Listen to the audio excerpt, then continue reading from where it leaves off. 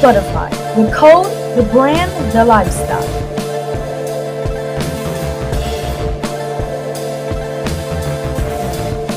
So freedom, actually, ultimate freedom from suffering, is the freedom from the misconception that you are a person.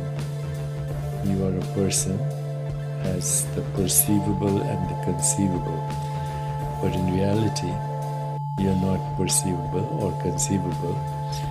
But by naming space-time events in consciousness, and these space-time events are activities of your own self, you create the idea of an objective world, objective body, and all these other objective bodies.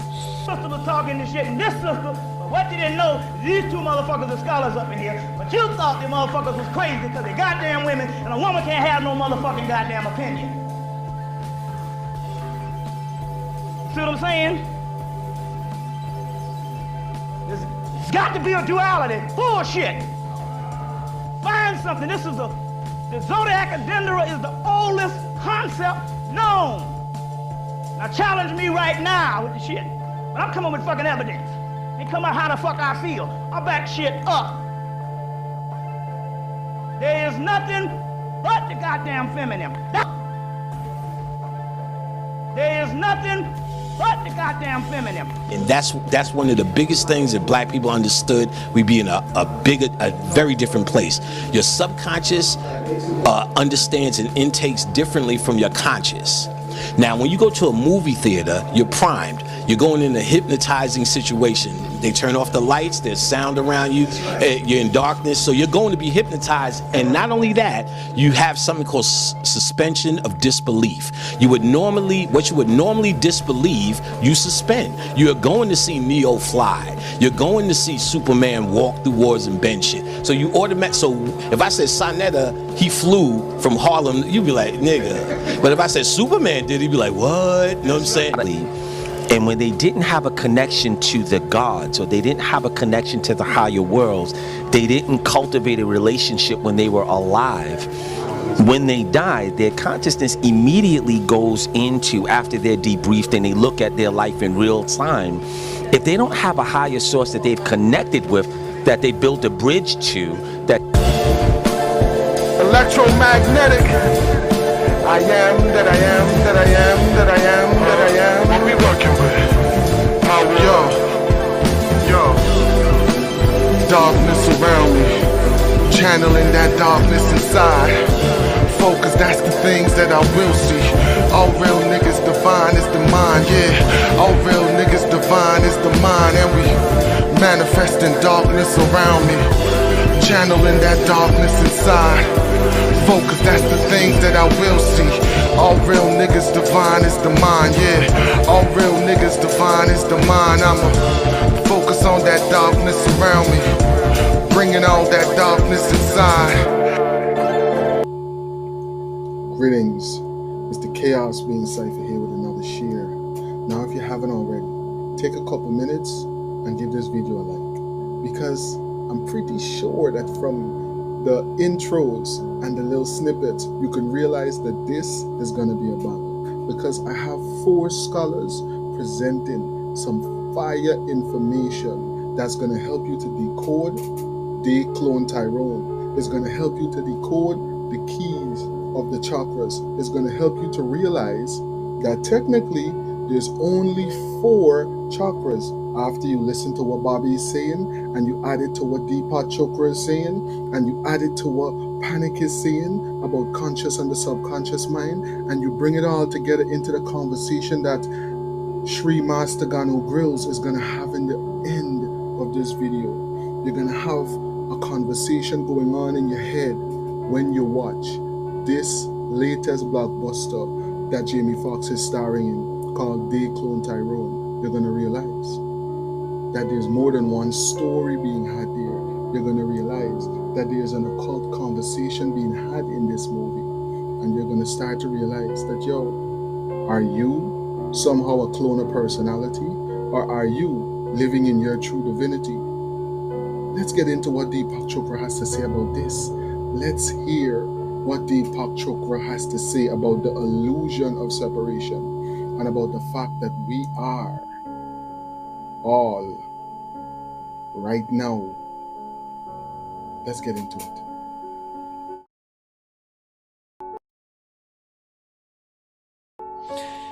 So just like a raindrop can be a dewdrop on a trembling leaf with myriads of colors, but can also be a rainbow, can also be a puddle, can also be a stream, can also be a rivulet, can also be a snowflake, can also be a glacier, can also be a snow-clad mountain, can also be a cloud, can also be the ocean.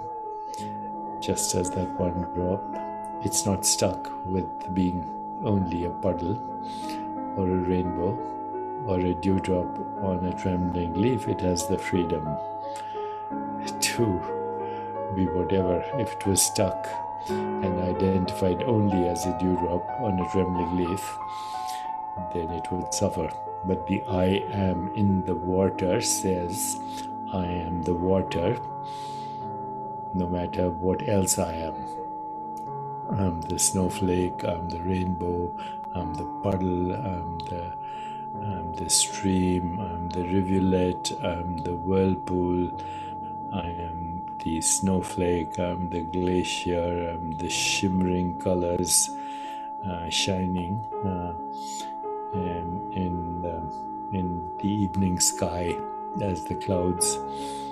I'm still water, no matter what. So too, you and I are the inconceivable and imperceivable, constantly, ceaselessly expressing itself as the movement that we call form, phenomena, and appearance. To know this is to rest in peace.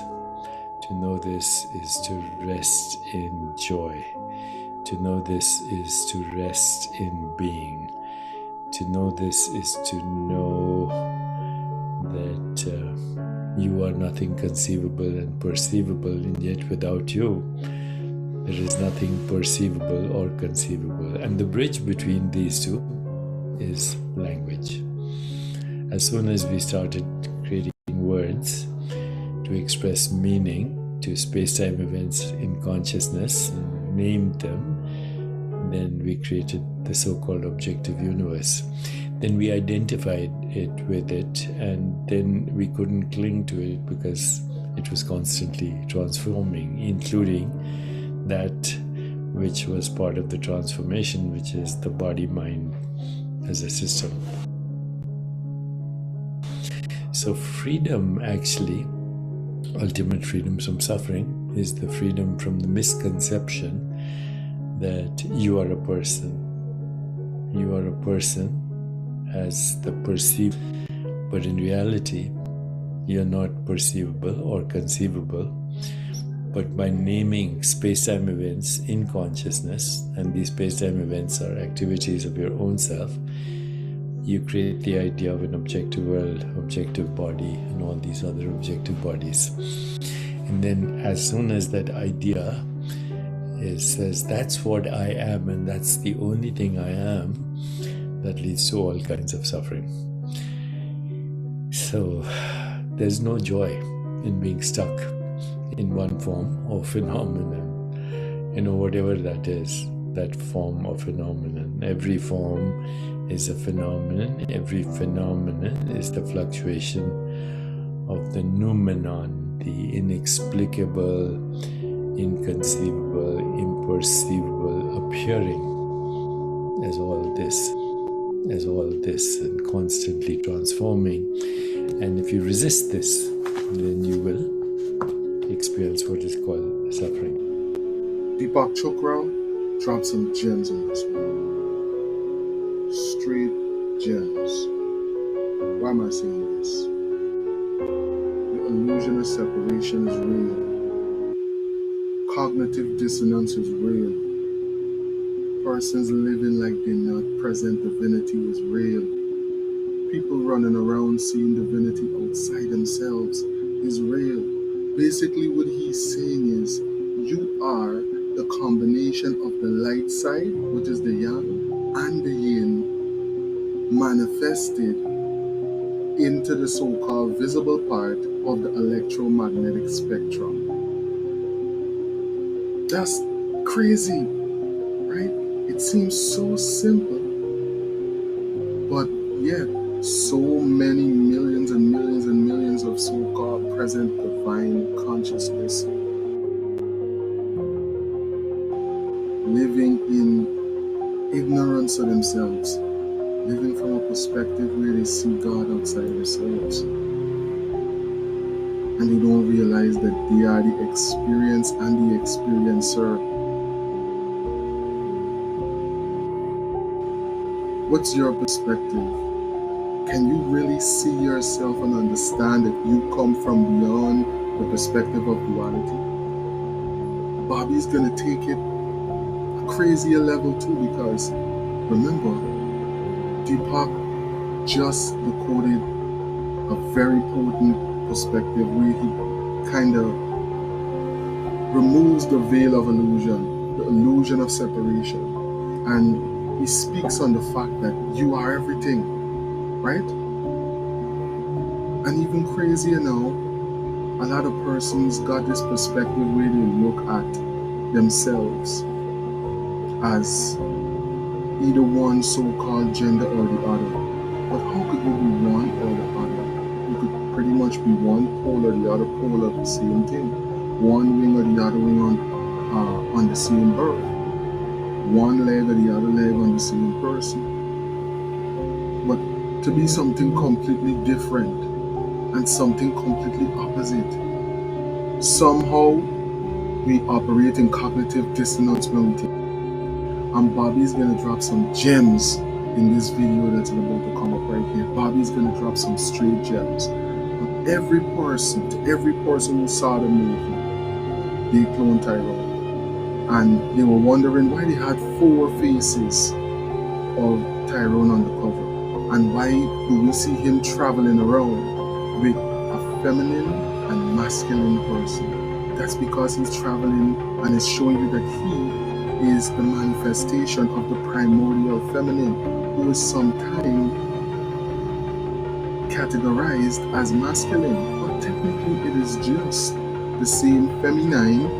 And that's why Tesla said, if you know the secrets of the 3, the 6, and the 9, then you got the key to the universe, because the 3 is the so-called masculine energy, right? Or the light side energy. And the 6 would be the feminine or the dark side energy, which technically from the darkness comes the light. And that's why when Bobby dropped that gem in that video that I'm about to play next, he says sometimes they even say that the man or the baby that comes out from the womb is made, all your skin is made from the inner walls of the vaginal cavity. So what a person call you technically a pussy, like, you know what I'm saying, is kind of the truth, you know what I mean? But going back to the point, it's technically showing that you are a manifestation of primordial feminine.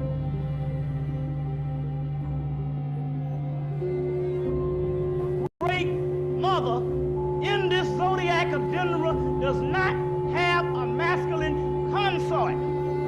This is the oldest representation of the divine feminine in the world. So this automatically knocks the damn argument out the ballpark that happened last night. This sister was talking shit, and this sister, what you didn't know, these 2 motherfuckers are scholars up in here, but you thought the motherfuckers was crazy because they goddamn women, and a woman can't have no motherfucking goddamn opinion. See what I'm saying? It's got to be a duality. Bullshit. Find something. This is the zodiac of Dendira is the oldest concept known. Now challenge me right now with the shit. But I'm coming with fucking evidence. And come out how the fuck I feel. I back shit up. There is nothing but the goddamn feminine. That's all. Wrote a book, I don't know the name of this shit. White boy told me about the damn book when I stepped in the store and I didn't buy the book. These crackers went and took the cells, all of the tissues of the male, and they found out that the entire body of the male is made out of the same material that is in the vaginal walls of the woman. The cells and all that shit is nothing but the same damn material that's in the vaginal walls. You see what I'm saying? Now we all know based on science that if there's a damn duality, then why the fuck did the goddamn dick don't appear until the last couple of months of the fetus? And if you ever really looked at a clitoris, you shave all the hair from off the shit, and look, that motherfucker got a long shit like a dick and a head on that shit. Huh? Vanessa Del Rio got one of them. Yeah, you right. Y'all young motherfucker wouldn't know about that shit. Brought a motherfucking nigga a lot of pleasure. Fucking Vanessa had skills.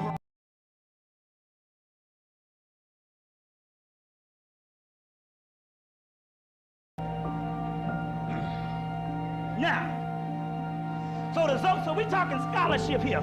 It's like Dr. Ben said, put that shit, he said, I'm gonna take you to Egypt, and I'm gonna put it right in your face. Dr. Ben said, you can't refute this yet. I'm gonna put it right in your face. I ain't talking no damn shit about how the fuck I feel, cause I make a goddamn naughty head nigga up in here feel good about his little manhood. Motherfucker get one nut and he through. He get one nut, his shit through. You know that shit. You think you masculine? You ever had this shit here? There's some funny shit here. Niggas know about this, sisters might not know. You get ready to have sex. You stay hard long enough. You fuck around and say, I don't want to go to that bathroom. You might go in there and take a piss and have something like a little pre-jack or a little pre-ejaculation. Shit come out in the piss. That shit be just as powerful if you just been stroking for a while and you just went heavy. When you go back, your shit can't do nothing. Sister be like, what the fuck went on? You just went to the goddamn bathroom. Remember I had this shit? Don't lie, niggas. Y'all had that shit happen. Raise your fucking hand. You say, hold on, baby. I gotta go piss. You run up in there and you pissing, so a little shit done came out in the piss. That shit be just like you shot a big ass load. You come back and say, goddamn, we gonna have to wait a little minute. She like, what the fuck happened?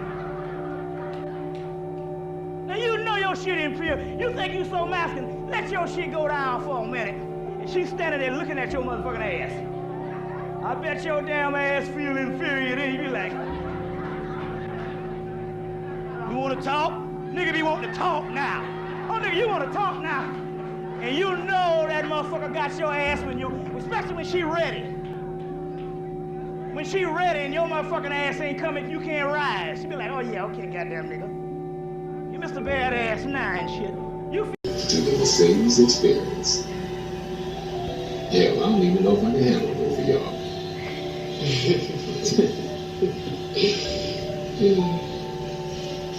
I haven't been able to stop thinking about it. Don't worry, you can't get yourself with a blender. He swears by his all-natural sex potion, but it's just Irish moss and vinegar. Coach sees us when you're here. To the Mercedes experience. Hell, I don't even know if I can handle both of y'all.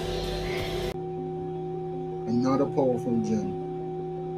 Another step, another key, another brick, another piece to the puzzle of the divine four. The divine present awareness that we all are right now. We all are the divine feminine. All is darkness, all is Krishna, all is black, right? All is yin. The yang just came out of the yin. From the darkness come the light, and then the light manifests into the so-called Maya, or the illusion of separation that we perceive and create into these characters, into these personas that now has become repetitive, creating a somewhat hell-like situation for persons that are living in that stuck perspective of self, seeing themselves only as the flesh, only as the clone, only as the suit, when you're everything. You're both Tyrones on the east and the west coast. But you gotta wake up to your present divine awareness. Let's hear what Panic has to say about the subconscious mind and the conscious mind, and how they can be programmed via these same programmings that we call movies. Panic like getting into the movies and how you can use them to decode divinity. Let's hear what he has to say right now. One thing about Bobby Hemmett, and I know you are picking up that torch and you are beginning to do the same thing. Bobby Hemmett always told us, make sure you watch that movie. Make sure you go check that movie out.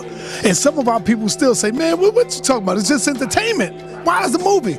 But why do the Europeans always, most of the times they'll put something in the movie to see if you're smart enough to figure out what's coming. You know what I'm saying? They letting you know what's about to go down. Talk to us about that. Why does Hollywood always do that?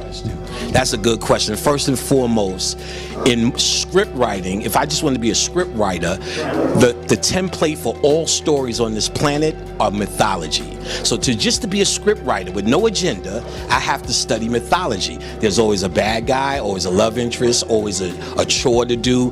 There's always a hero. There's these same scenarios throughout mythology that keep coming up. Now, we did that because cosmology, the human body, so on and so forth. So these were uniformed anyway, but it is the template for stories. So some of these guys I've seen, they just tell two stories, and that's one of the biggest things that black people understood. We'd be in a very different place. Your subconscious understands and intakes differently from your conscious. Now, when you go to a movie theater, you're primed. You're going in a hypnotizing situation. They turn off the lights, there's sound around you, you're in darkness, so you're going to be hypnotized. And not only that, you have something called suspension of disbelief. What you would normally disbelieve, you suspend. You're going to see Neo fly. You're going to see Superman walk through wars and bend shit. So you so if I said Sonetta, he flew from Harlem, you'd be like, nigga. But if I said Superman did, he'd be like, what? You know what I'm saying? So you would know, so you're already there to be hypnotized. So you're primed for it in these places. Especially with the theme music. So theme music, yes. Jingle. I mean, I could go on for commercials, jingles, so on and so forth. But for movies, so the occultists are going to speak their story to that because it's primed for two stories. Like Chronicles of Riddick, it looks like a Lord Marshal. Let's even do one that I've done, Wizard of Oz. Ruby Red Slippers. Root chakra. First of all, Kundalini. She's in the house in the tornado. Kundalini. She's thinking about going home. They talking about us. They talking about astral traveling. That's us. We always red shoes. Root chakra. Her house lands is in the root chakra. She's in the quantum world. Munchkin land. The witch had on orange dress. She says the yellow brick road, the orange dress, of course, the sacral chakra, says yellow brick road. That's the path she's walking. That's your solar chakra. She gets to the Emerald City. That's green. She talks to the wizard. You didn't see him. You seen his head. He was just a voice. He was the throat chakra. He said, go deal with the witch. She was the pineal. She melted it. That was the melanin. Then you could go home. They went through a whole chakra story. Then they went to 3 levels of consciousness. The first person she met was the scarecrow. The second person she met was the heart. So she met intellect, emotion, the heart, the Tin Man, and then the lion, the animal, the beast, the lower part. So they're giving it to you while you're seeing the top story is just to entertain your conscious and your ego. Oh, I liked it. It was a great story. But there's a subconscious message always. Now, they may not, Frank Oz, who wrote it, may not be, Charlie and the Chocolate Factory is another one. He may not have been sinister, let's just say. He was an occultist, clearly. But he may not have done it for sinister reasons. What they understand is to really capture you in the movie, they have to talk to two parts of your mind. So in the best case scenario in the movie, to make just a good movie, they're going to talk, you're going to have an opinion about a movie. I didn't like it, it was too slow, so they don't care about that. They want to give you chakra stories that's in your DNA. Did you see Robin Hood yet? I fell asleep on it. Oh, because people is... They saying it's metaphysical? Yeah, I know it's a Morris. I know, I seen it was, he was doing the Morris thing. He was training them. I'm going to watch it again, but I fell asleep. Charlie, I mean, I'm taking the most simple. Charlie and the Chocolate Factory. There was these 7 golden tickets, 7 chakras. There was the root chakra, remember, there was, especially the second one, the one with Johnny Depp. There was a demon boy. He had the demon shirt. He was watching TV. He was the root chakra. Then they had the fat boy. He was the sacral chakra. Then they had the belligerent girl. Daddy, give me this. She was this chakra. Then we had the sweet Charlie. He was the heart chakra. Then we had the girl blowing bubble gum with the blue. She was this chakra. Charlie himself, the chocolate factory, was the pineal gland. Your pineal gland is a melanin factory. That's the chocolate factory. Charlie had...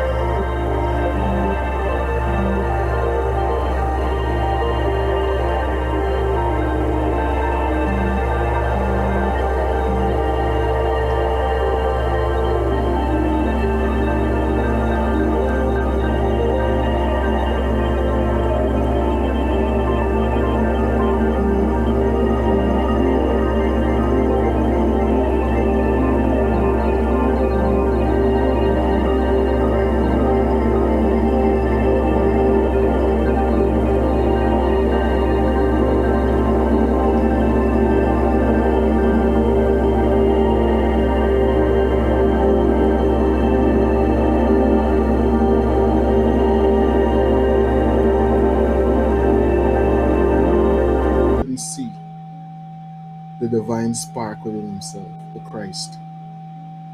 Let's get into it. Let's hear Sri Master GANO Bros. Bring our brother up in there. But now, in doing the movies, now that you are out of it, you sit back and look at it. Do it come to your mind like, damn, this is what they trying to tell our people? Because you know they put a lot of stuff in movies. That's what me and Panic was talking about. Do you now sit back and watch some of your movies and say, well, damn, this is what they tried to do? What they telling us? You know, movies is, there's two different agendas that are happening in Hollywood. One of them is to educate people on the reality of higher kingdoms. That's a real thing. When you look at, you know, a lot of these movies, if you look at directors, writers, and even some of the actors, man, if you look, let's say Idris Elba has his divine parent that has a heavy hand on his career, that's really guiding what he's able to do, and he's ended up in some powerful situations. So when I look at the movies, and to answer your question, the other agenda is to bait people into switching in their consciousness for a lower formation so that they have more souls to recycle into the underworld, where it's really, you know, I've seen what it's like. It's very dim, it's cold, it's damp, it's a place of massive suffrage. And when they didn't have a connection to the gods, or they didn't have a connection to the higher worlds, they didn't cultivate a relationship when they were alive. When they die, their consciousness immediately goes into, after they're debriefed and they look at their life in real time, if they don't have a higher source that they've connected with, that they built a bridge to, that they built a connection with, they'll go into that afterworld.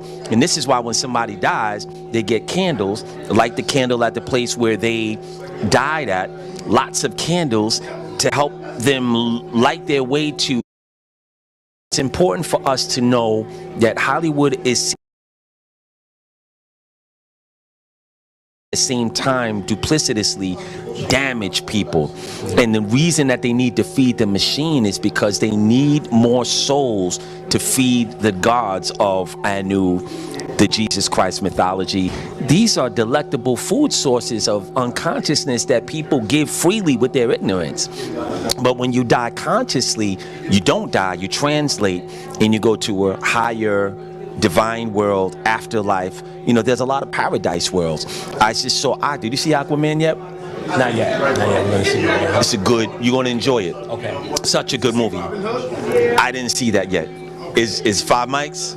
I didn't see it. Okay. I mean, Jamie Foxx is involved in it. I'm sure it's gonna be worth seeing. I'm looking forward to seeing it, you know? Yeah. Definitely. They're the one that was telling me, oh, that side, you got to go see what they dropping. Yeah.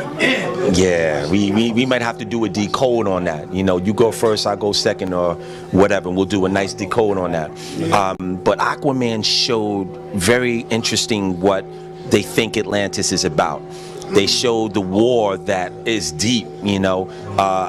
I'm not going to front. It brought tears to my eyes about 2 or 3 times throughout the movie because, again, when you look at these movies, it's telling a story about you. It's telling a story about your forgotten inheritance or your divine connection that you lost. And this is why people are really drawn to these MCU movies. And DC did their thing on this movie, Planet. Okay. They did their thing. It's a really good, you know, it's 2 hours and 20 minutes, but it's really, really good. So when you see this movie, you're going to feel a distant memory in your consciousness that leads back to ancient Lemuria, Atlantis, Chem. All of these things are still imprints in your consciousness that you're going to, you know, you're going to jive with, and it's going to bring some emotionality or out of you as a confirmation that this is something that you've lived before. So that's what I have to say about Hollywood. And again, if something right now, it's really the same experience. Hell, I don't even know if I can handle both of y'all. I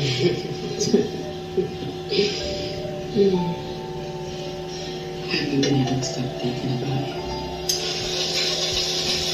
Don't worry, you can't get yourself with a blender. He swears by his all-natural sex potion, but it's just Irish moss and vinegar. Coach sees us when we're here to the sales experience. Yeah, well, I don't even know if I can handle it for y'all. Was talking this shit. This sister, what you didn't know, these two motherfuckers are scholars up here. But you thought the motherfuckers were crazy because they're goddamn women, and a woman can't have no motherfucking goddamn opinion. You see what I'm saying? There's got to be a duality. Bullshit. Find something. This is the zodiac of Dendira is the oldest concept known. Now challenge me right now with the shit. But I'm coming with fucking evidence. Ain't coming out how the fuck I feel. I back shit up.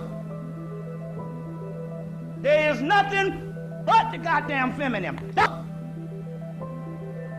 There is nothing but the goddamn feminine.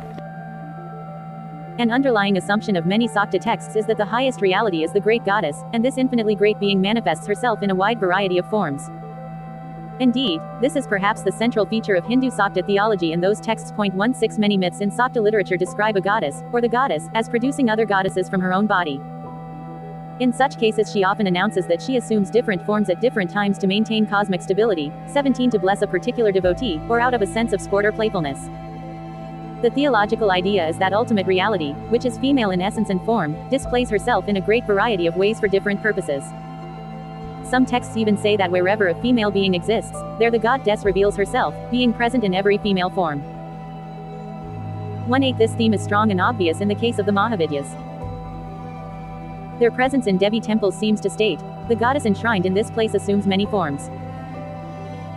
The MHADIVAHS are the concrete expression of the idea of many forms. In the case of goddesses who are identified with a particular place, and who are not well known outside their local areas, association with the MHADIVAHS lends them a cosmic, universal, transcendent dimension. The presence of the MHADIVAHS in a goddess temple identifies a local or regional goddess with an all-India mythology or symbolic structure, lending her a certain prestige. There is evidence that the 10 avatars descents, or incarnations, of Vishnu are the model for the 10 MHADIVAHS as expressions of the Mahadevi. That is, the MHADIVAHS represent, at least to some extent, a Sakta version of the Vaisnava idea. Comparison of the MHADIVAHS to the avatars of Vishnu places a premium on their role as maintaining and sustaining the cosmic and moral orders. Individually and as a group, their positive, world-supporting natures are emphasized. The Guhyataiguya Tantra, for example, lists the MHADIVAHS and identifies each with one of Vishnu's avatars. Kali is said to have become Krishna, Chinnamasta to have become Narasura, and so on.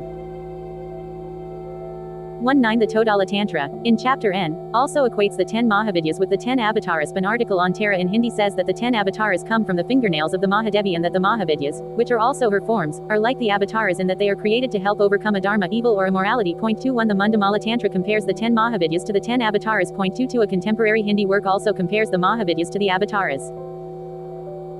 Another contemporary Hindi work on Tantra says that the Mahadevi takes on different forms from time to time to defeat demons, and the MHADIVAHS are such forms. 24 Iconographically the two groups 2I are also associated. At the temple at the Ramakrishna Math in Varanasi, the 10 avatars are sculpted on 2 exterior walls, 5 to a side. The MHADIVAHS are on the other 2 walls. The juxtaposition of the two groups suggests that the MHADIVAHS are the female counterparts of the 10 avatars. A Sakta devotee and teacher in Varanasi, Swami Sadananda Shastri, told me that the MHADIVAHS correspond to the avatars. I put the term in quotations because several of the examples of male deities that he mentioned are not actually Vishnu avatars. Bagalamukhi is Vamana, Mala is Vishnu, Kali is Krishna, Tara is Rama, Bhairavi is Rudra, Chinnamasta is Matsya, Matarigi is Brahma, Dhumabadal is Varaha, Sodasi is Shiva, and Bhuvanesvari is the formless Brahman, the Absolute. He stated that, like the avatars of Vishnu, the MHADIVAHS were created to play positive functions in the world. Tara, for example, was created to defeat the thou sand-headed Ravana, who appeared after Rama's defeat of the 10-headed Ravana. The 1,000-headed Ravana could be slain only by a woman, and so the great goddess took the form of Tara to kill him. Kali was created to eat and drink the blood of demons who threaten the world, and Chinnamasta, he said, was created to delude the demons at the churning of the ocean so that they would not get their share of the nectar of immortality. Chinnamasta took their share of the nectar, drank it, and then killed herself so that they were deprived of it. Sodasi was created to arouse Shiva to sexual activity so his creative powers could stimulate the world. Boo Bainsbury was created to save the world when it was taken under the waters of the cosmic ocean and thus plays the same role as the Bodhisattva of Vishnu. Kamala was created to spread wealth in the world. Matarigi, who is the same as Sarasvati, according to Swami Shastri, was created to spread music and education and to help human beings acquire liberating wisdom. Jaina. Bagalamukhi was created to paralyze enemies. Dhumabottle was created to spread disease. Although this may not seem a very positive cosmic role, we might suppose that Dhumabottle spreads dis-ease to punish the wicked and support the moral order. 25 Although an important aspect of Sakta theology stresses the place of the Mahadevi in upholding the cosmic order, and the Mahavidyas are sometimes likened to Vishnu's avatars as playing positive cosmic roles, the Mahavidyas seem only tenuously connected to this type of activity in most tantric and puranic texts that mention them. In most cases, as we shall see, the emphasis seems to be not so much on maintaining cosmic order and defeating demons as on the diversity of forms the Mahadevi assumes and, by implication, the insistence that, through her many forms, she pervades all aspects of reality. That there are 10 Mahavidyas as a group, however, does seem best explained on the analogy of the 10 avatars of Vishnu, which is an ancient, well-known, and popular feature of Hindu mythology. In fact, this explanation is supported by certain texts and by present-day informants. Mahavidya origin myths. I have come across 5 versions of the origin of the Mahavidyas as a group. In one of these versions, the Mahavidyas are different forms of the goddess Saddle. In a second version they are forms of the goddess Parvati. In a third they arise from the goddess Kali, herself one of the Mahavidyas. In a fourth they are forms of the goddess Durga, and in a fifth they are said to arise from the goddess Sataksi, who is also identified with Sakambari and Durga. THEMAHAVIDYAS as forms of Sati. Of the 5 versions of the Mahavidyas' origin, I have found only 2 that are firmly attested in literary sources. And that's one of the biggest things that black people understood. We be in a very different place. Your subconscious understands and intakes differently from your conscious. Now, when you go to a movie theater, you're primed. You're going in a hypnotizing situation. They turn off the lights, there's sound around you, you're in darkness, so you're going to be hypnotized. And not only that, you have something called suspension of disbelief. What you would normally disbelieve, you suspend. You're going to see Neo fly. You're going to see Superman walk through walls and bend shit. So you so if I said Sonetta, he flew from Harlem, you'd be like, nigga. But if I said Superman did, he'd be like, what? You know what I'm saying? It is time for higher revelation on this subject, and today there are those who know more clearly the great truths which the earlier psychologists only dimly foreshadowed. It is the task of the 20th century mystics to offer a clearer interpretation than has hitherto been given. The first psychologists taught that man possessed an objective side of consciousness and held the subjective side to be endowed with greater power than the objective, but they threw little light on what these 2 states of consciousness meant. From these earlier teachings there has evolved. Page 34. The practice in the New Thought world of hobnobbing with one's own subjective mind rather than getting into union with the one mind. We were told that suggestion to our sub-self or subconscious mind would bring about within us certain well-defined experiences, so while the old thought world prayed to its Jesus, the new thought world suggested to its subconsciousness. It is plain to those seeking to scientifically understand life's finer forces that there are some very finely marked laws in operation, and we cannot go very far in investigation until we find there are many states of consciousness within us with which the ordinary individual is entirely unfamiliar, and following this clue we come face to face with the fundamentals of universal mind. The psychologists of today see only one substance, and find this substance is formed from minute atoms, each atom possessing its own intelligence or atomic mind. Page 35. Man is the highest point of localized atoms, and he and his environment become a well-marked center of activity within the larger universal world mind. Man's physical body is only a combination of atoms attuned to move at its own vibratory rate. The outer substance is simply a shell, composed of separate points of intelligence. Mind is always clothed in body, and the central and differentiated atomic stream of intelligence within us is called our spirit, while the outer crusts of this differentiated substance are called body, but they are really one substance.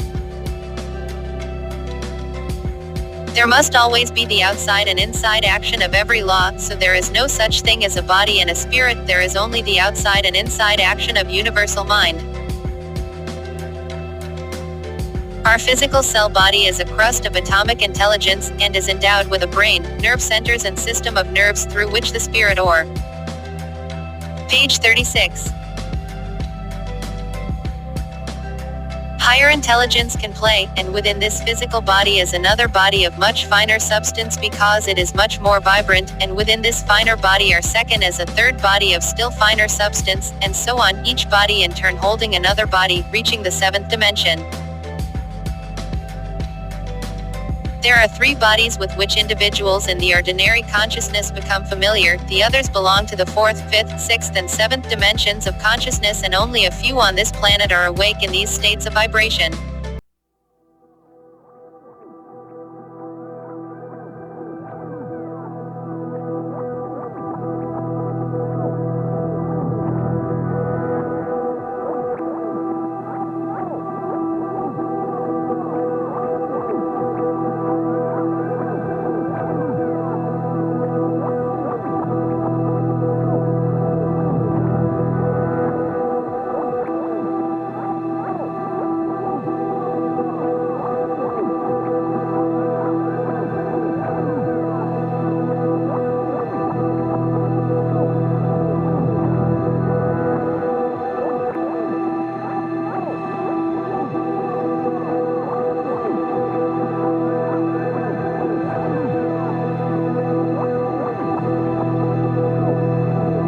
These bodies can be separated and passed out at will by those who know the law, and each one is powerful on the plane with which it has correspondence, and when we know how to manipulate the physical body and its cell consciousness through the consciousness of the other bodies, we produce within the physical body a law of life of which those who are working only with the intelligence of the physical consciousness know nothing.